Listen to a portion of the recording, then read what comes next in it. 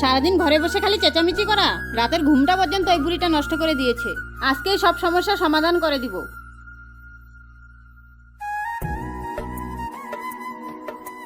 আজ থেকে আপনার আর বাড়িতে কোনো জায়গা নেই। আজকের পর থেকে আপনি সারা জীবন এইখানেই থাকবেন। কি ব্যাপার, ঠাম্মা এখানে বসে কাঁদছে কেন? আরে ঠাম্মা, তোমার কি হয়েছে? তোর মা আমাকে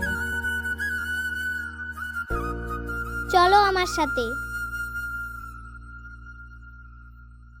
মা, মা, যখন তোমার ছেলের বউ আসবে তখন যদি তোমাকে এইভাবে ঘর থেকে বের করে দেয় তখন তোমার কেমন লাগবে?